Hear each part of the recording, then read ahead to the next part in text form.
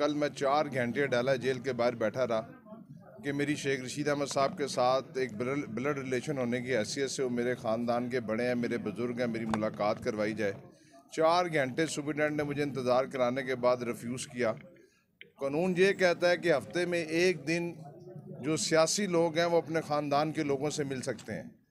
आज चौथा 5वां रोज़ है, मेरे ख़ानदान के किसी फ़र्द को शेख रशीद अहमद साहब के साथ मिलने की इजाज़त नहीं है, ना घर से खाना दिया जा रहा है। और कल आखिरी दिन है उनका नामिनेशन पेपर का। ये तो अल्लाह का शुक्र है कि एक नामिनेशन पेपर बल्कि दोनों मैंने उनके यहाँ पे साइन करवाए थे। कल 12 बजे इंशाल्लाह ताला हल्का ने 60 और 62 के नामिनेशन पेपर जो हैं, जो 62 के अंदर शेख रशीद अहमद साहब इलेक्शन लड़ेंगे 60 के ऊपर वो हम 12 बजे जमा करवाएंगे। और मैं यही कहना चाहता हूँ कि शेख रशीद अहमद साहब कोई दहशत गर्द नहीं है। और 4 घंटे में अडयाला जेल के बाहर खड़ा रहा। यकीन कीजिए, एक से एक बड़ी गाड़ी बराह रास्त अंदर जा रही थी, जो चोरों से, डाकुओं से, दहशत गर्दों से मिलने जा रही थी। लेकिन एक पाकिस्तान का सबसे सीनियर तरीन पार्लियामेंटेरियन अपने ख़ानदान के लोगों से नहीं मिल सकता। उसका जुर्म क्या है? उसका जुर्म ये है कि वो गरीब की आवाज़ है, वो इमरान खान के साथ खड़ा है। और कल जो मरीम नवाज़ साहबा ने कहा है, मैं उन्हें ये कहना चाहता हूँ कि आप अपने वालिद साहब की सारी जो कैद है वो लें, अपने चचा की लें, अपने कज़न की लें, अपनी जेल के दिन लें, तब भी आप शेख रशीद की कैद जितनी उसने काटी उसका मुकाबला नहीं कर सकती। शेख रशीद इन जेलों से घबराने वाला नहीं है।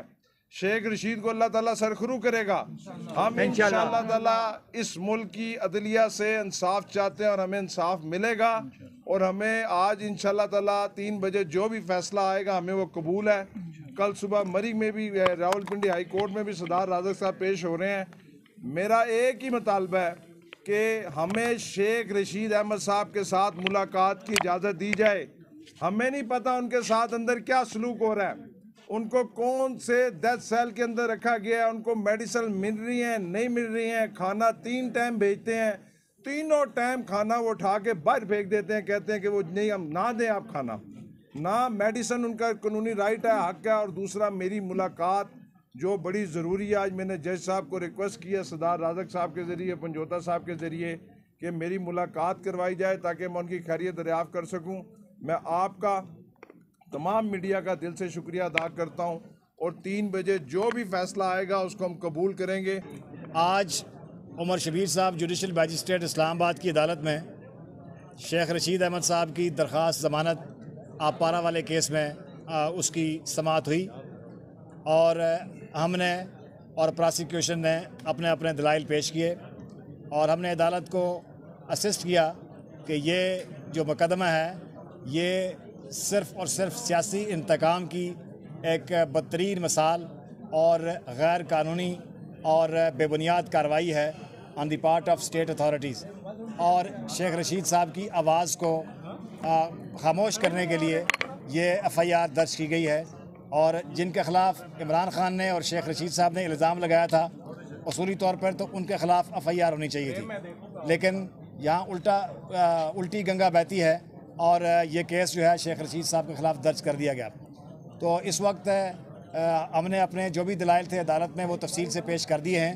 अब अदालत के ऊपर है कि वह अदालत इसका क्या फ़ैसला करती है। और प्रोसिक्यूशन की तरफ से इस केस में कोई ख़ास जवाब नहीं था और उन्होंने कहा जी कि शेख रशीद साहब की ज़मानत इसलिए खारिज की जाए क्योंकि वो भाग जाएंगे और वह दोबारा ऑफेंस रिपीट करेंगे।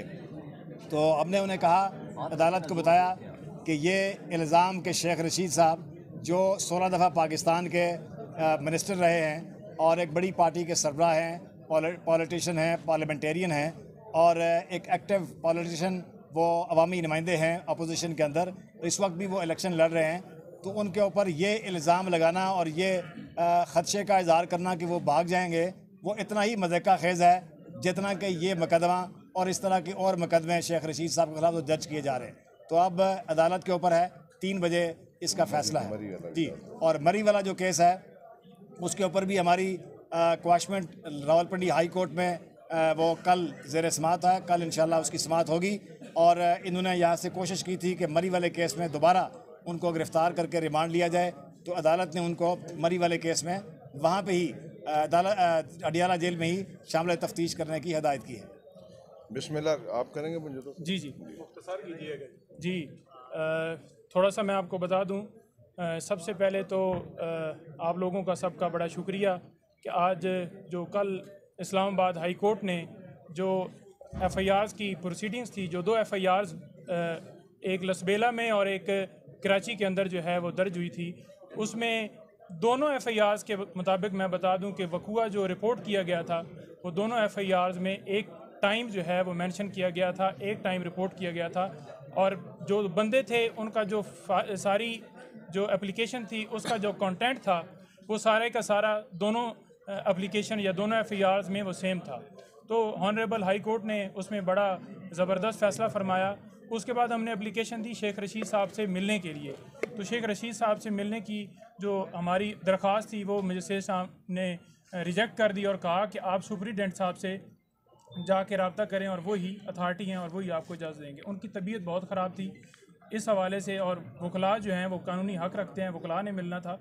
दूसरा, उनके नॉमिनेशन पेपर्स वो साइन करवाने थे क्योंकि वो इलेक्शन जो है वो लड़ रहे हैं, तो उसके लिए भी मिलना था। लेकिन क्योंकि जो गवर्नमेंट है वो एक पॉलिटिकल ये पर्चे दे रही है और पॉलिटिकल विक्टिमाइजेशन जो है वो स्टिल्स उन्होंने की हुई है और उसी बेस के ऊपर उन्होंने मिलने की इजाज़त नहीं दी। दोबारा आज हम एप्लीकेशन मजिस्ट्रेट साहब के पास दे रहे हैं कि हमें इजाज़त दी जाए। और जो एफआईआर मरी के अंदर है उसमें क्वाशमेंट सरदार साहब ने बताया है वो हो गई है फाइल रावलपिंडी हाई कोर्ट में। इंशाल्लाह वो एफआईआर ख़त्म हो जाएगी और आज 3 बजे के लिए फ़ैसला महफूज है। इंशाल्लाह ताला ये ज़मानत जो है यहाँ से मंजूर हो जाएगी। बिस्मिल्लाहिर्रहमानिर्रहीम। असल इंशाल्लाह ताला 3 बजे के बाद मैं आपसे बात करूँगा, लेकिन एक बात यहाँ पे कहना चाहता हूँ कि